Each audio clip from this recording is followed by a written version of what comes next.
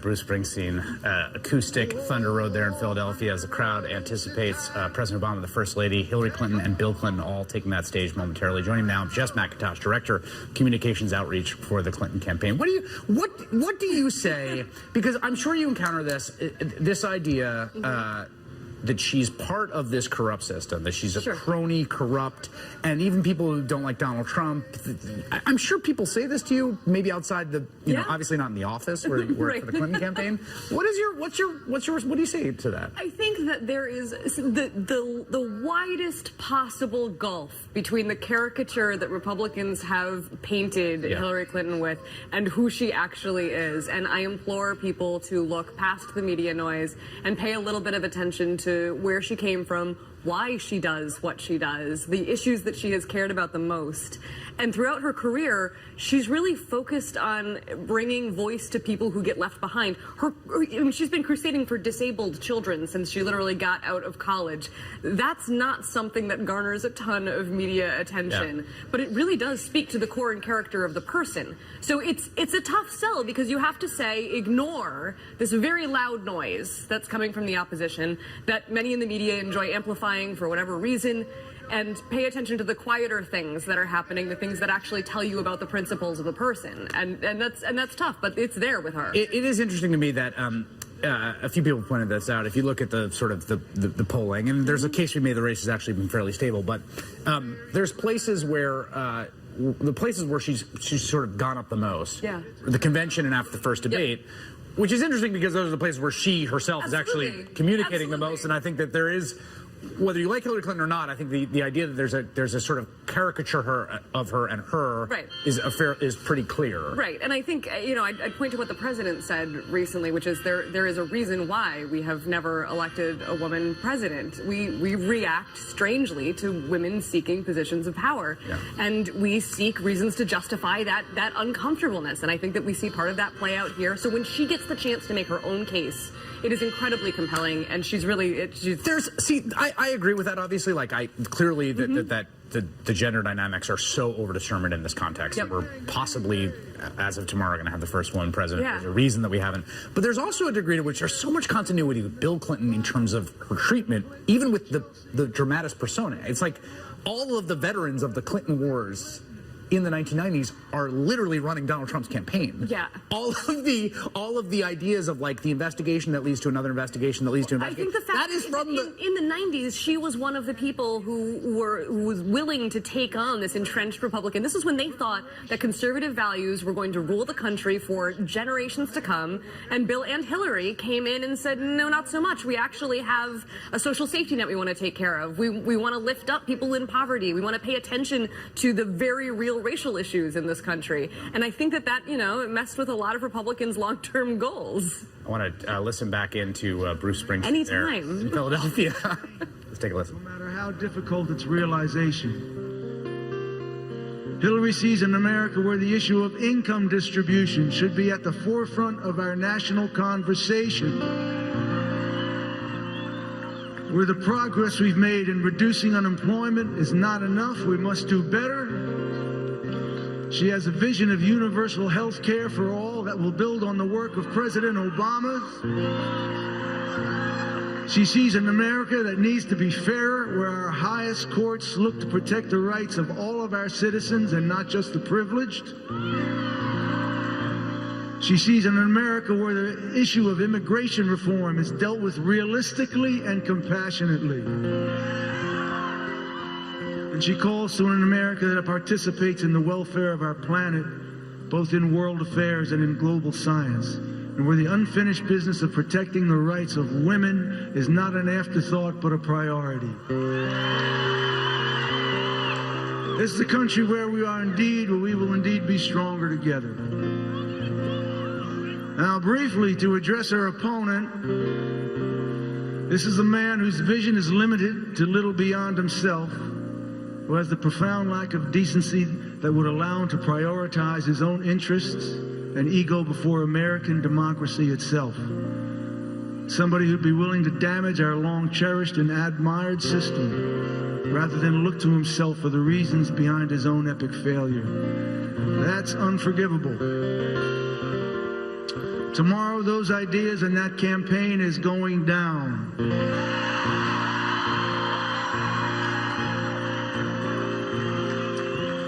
Let's all do our part so we can look back on 2016 and say, we stood with Hillary Clinton on the right side of history.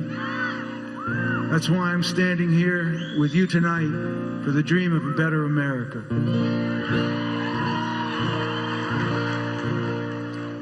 This is a prayer for post-election. This is called Long Walk Home.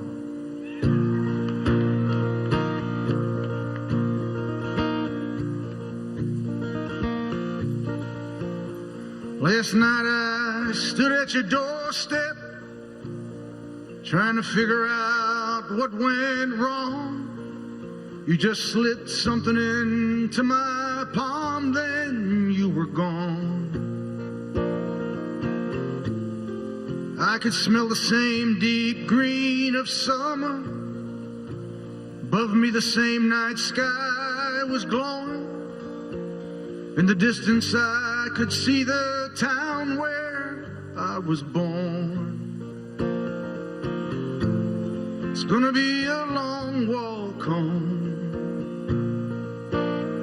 Hey, pretty darling, don't wait up for me. Gonna be a long walk home. A long walk home.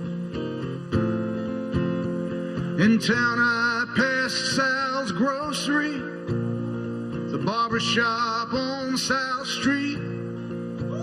I looked into their faces, they were all rank strangers to me. The Veterans Hall, high up on the hill, stood silent and alone. The diner was shuttered and boarded with a sign that just said gone. It's gonna be a long walk home. Hey, pretty darling, don't wait up for me. Gonna be a long walk home. Hey, pretty darling, don't wait up for me. Gonna be a long walk home.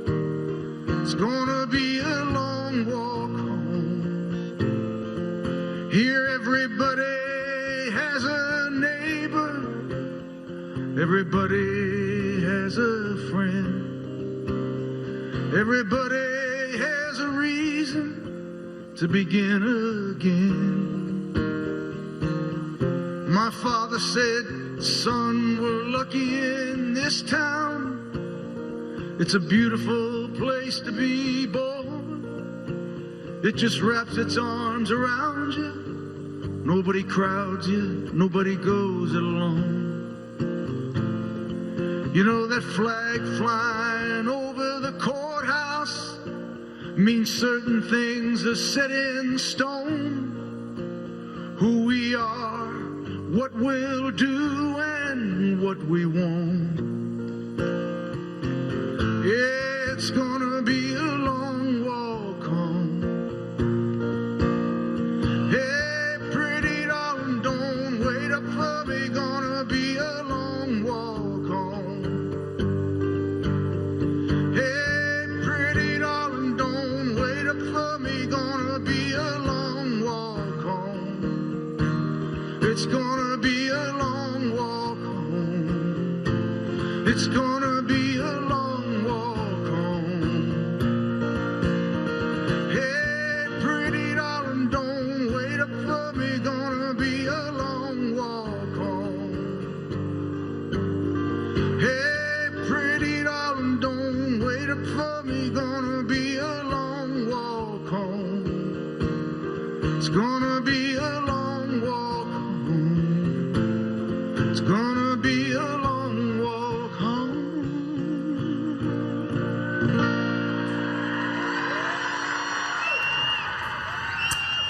Bruce Springsteen, pretty incredible there. Jess, how are you feeling? This has been a long walk. Home, yes.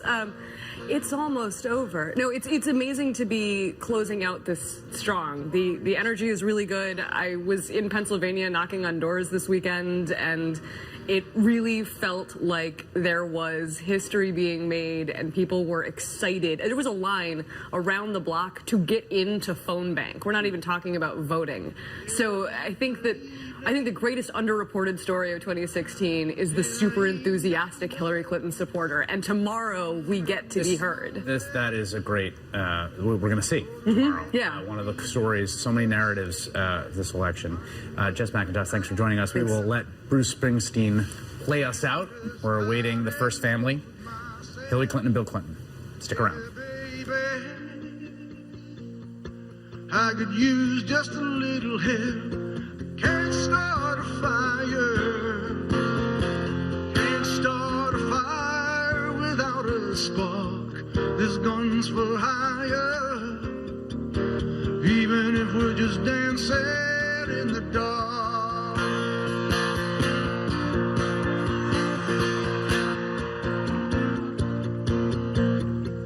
Message keep getting